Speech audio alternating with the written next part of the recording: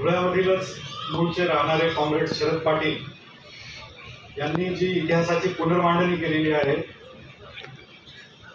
ती पुनर्मांडणी आज संपूर्ण जगभरामध्ये एक मूलभूत असं सैद्धांतिक योगदान म्हणून त्याकडे बघितलं जातं। शरद पाटलांच्या या मांडणीच्या संदर्भात बऱ्याचदा अपसमज आणि गैरसमज देखील होत असतात आणि त्यामुळं ब्राह्मणी अब्राह्मणी ही संकल्पना जी आहे ती कॉम्रेड शरद पाटील यांना काय अभिप्रेत होती ती त्यांच्या दृष्टिकोनातून अधिक समजून घेण्याची गरज आहे। अन्यथा बऱ्याचदा समंगपणे आणि सरधोपट पद्धतीने ही ब्राह्मणी अब्राह्मणी संकल्पना म्हणजे जणू काही जातीवाचक आहे। ब्राह्मण जातीचे विरुद्ध ब्राह्मण नसलेल्या जातीचे अशा पद्धतीचा काहीतरी संघर्ष त्या चौकटीमध्ये इतिहासाकडे पाहिलं जातं जे सरासर चूक आहे।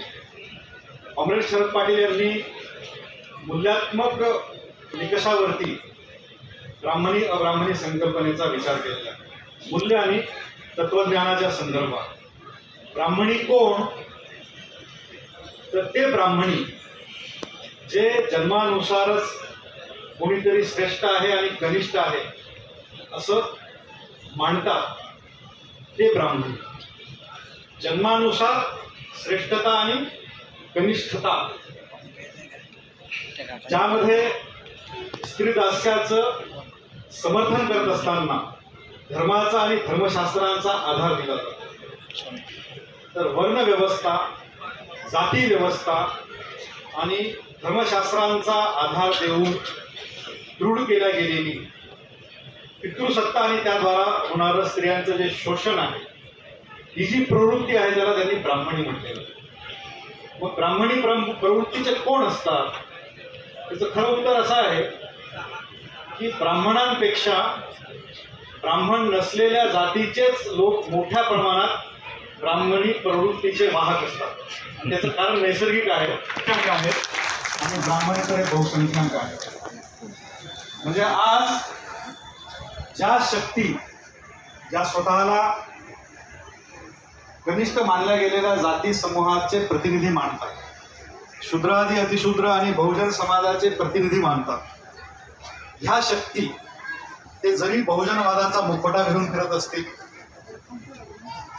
ते जरी महात्मा ज्योतिबा फुले आणि बाबासाहेबांसोबत स्वतःला आयडेंटिफाय करत असतील, तरी सुद्धा त्या शक्ती जर या देशामधल्या वर्णजात व्यवस्था समर्थक आणि स्त्रीदास्य समर्थक राजकीय शक्तींसोबत जर त्यांचे हितसंबंध जोडले गेलेले असतील तर ते पूर्णतः ब्राह्मणी आहेत।